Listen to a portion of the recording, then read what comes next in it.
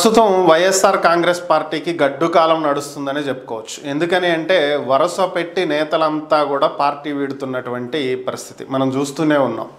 వరుసగా మాజీ ఎమ్మెల్యేలు, మాజీ మంత్రులు, అలాగే ఉన్న రీసెంట్గా రాజ్యసభ సభ్యులు, ఎంపీలు కూడా పార్టీని వదిలినటువంటి పరిస్థితి. ఇక ఇప్పుడేంట్రా అంటే వైఎస్ఆర్ కాంగ్రెస్ పార్టీలో సీనియర్ నేత, జగన్కి సమీప బంధువు, అత్యంత సన్నిహితుడు, ఒంగోలు నియోజకవర్గ మాజీ ఎమ్మెల్యే బాలినేని శ్రీనివాసరెడ్డి పార్టీ వీడబోతున్నారు అనేటువంటి వార్తలు వస్తున్నాయి. అయితే దీన్ని పార్టీ అయితే తీవ్రంగా ఖండిస్తుంది. ఆయన ఎక్కడికి వెళ్ళరు, ఆయన జగన్ తోటే ఉంటారు, ఆయన జగన్కి బంధువు, అలాగే ఆయనకు జగన్కు ఉన్నటువంటి రిలేషన్ వేరు కాబట్టి ఆయన ఎట్టి పరిస్థితుల్లోనూ పార్టీని వీడరు అని చెప్పి చెప్తూ ఉన్నారు. అయితే మరొక పక్క పరిస్థితులు అయితే అందుకు భిన్నంగా కనిపిస్తున్నాయి. నిప్పులేందే పొగరాదు అన్నట్టు ఆయన వెళ్ళేటువంటి ఆలోచన గనక లేకపోతే ఖచ్చితంగా ఇలాంటి వార్తలు అయితే బయటికి రావు. అయితే ఆయన ఎందుకు వెళ్ళాలనుకుంటున్నారు అంటే దానికి కారణం ఈరోజు కాదు, ఈ బీజం ఎప్పుడో పడింది. ఎప్పుడైతే భారీగా 151 సీట్లు గెలిచి ప్రభుత్వాన్ని ఏర్పాటు చేశారో అప్పుడే జగన్మోహన్ రెడ్డి 2.5 ఏళ్ల తర్వాత మంత్రి పదవులు మారుతాయి, ఇప్పుడున్న వాళ్ళకి కాకుండా కొత్త వాళ్ళకి మరలా అవకాశం ఇస్తాను, ఇందులో ఒక 10%, 20% పదవులే ఉంటాయి, మిగతా వాళ్ళంతా మారతారని చెప్పాడు. సో ఆయన చెప్పినట్లుగానే 2వ విడత క్యాబినెట్ విస్తరణలో కొంతమందిని తప్పించారు. ఆ తప్పించినటువంటి వ్యక్తుల్లో బాలినేని శ్రీనివాసరెడ్డి కూడా.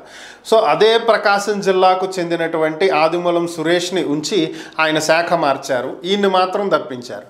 సో సమీప బంధువునై ఉండి, నాకు ఇంత అత్యంత సన్నిహితుడై ఉండి, పార్టీలోని సీనియర్ నేతనై ఉండి నన్ను పక్కన పెట్టి ఆయనకి మంత్రి పదవి ఇవ్వటం ఏంటి అనేది అప్పటి నుంచే బాలినేని శ్రీనివాసరెడ్డి అసంతృప్తి వ్యక్తం చేసినటువంటి పరిస్థితి. పలు సందర్భాల్లో ఆయన పార్టీ వీడతాడనేటువంటి వార్తలు వచ్చినప్పటికీ కూడా ఆయన పార్టీ వీడలేదు, కొనసాగుతూనే వచ్చారు. అయితే ఇటీవల 2024 సార్వత్రిక ఎన్నికల తర్వాత ఈవీఎంల్లో గోల్మాల్ జరిగిందని, అదని ఇదని చాలా ఆరోపణలు వచ్చినటువంటి నేపథ్యంలో ఆయన వాటి మీద పోరాటానికి దిగారు. 5.5 లక్షల రూపాయలు ఎలక్షన్ కమిషన్ ఆఫ్ ఇండియాకి పే చేయటం జరిగింది. రివ్యూ కావాలని అడిగారు, రీకౌంటింగ్ చేయండి, వీవీప్యాట్లో స్లిప్లతోటి కంపేర్ చేయండి అని కూడా ఆయన అడిగారు.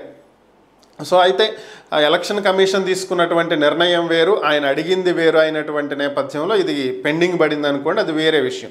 ఈ సందర్భంలో కూడా ఆయన ఒక్కడే ముందుకొచ్చి పోరాటం చేస్తున్నా కూడా పార్టీ తరపున ఎటువంటి సపోర్ట్ లేదని, పార్టీ అతనికి అసలు సపోర్టే చెయ్యట్లేదు అని చెప్పి ఆయన ఆరోపించినట్లుగా తెలుస్తుంది. నిన్ననే తాడేపల్లిలో జగన్మోహన్ రెడ్డి గారిని కలిసినట్లుగా సమాచారం. ఈ సందర్భంగా కూడా ఆయన తన అసంతృప్తిని జగన్ ముందే వెలిబుచ్చారు అనేది తెలుస్తున్నటువంటి అంశం. సో ఈ నేపథ్యంలోనే ఈ అసంతృప్తినే తన సన్నిహితుల వద్ద జగన్ గురించి విమర్శిస్తున్నటువంటి నేపథ్యంలో ఆయన పార్టీ వీడుతారు అనేటువంటి వార్తలు అయితే వస్తున్నాయి. ఆయన పవన్ కళ్యాణ్కి కూడా సన్నిహితుడే. సో ఈ నేపథ్యంలో ఆయన జనసేనలోకి కూడా వెళ్తారనేటువంటి వార్తలు వస్తున్నాయి.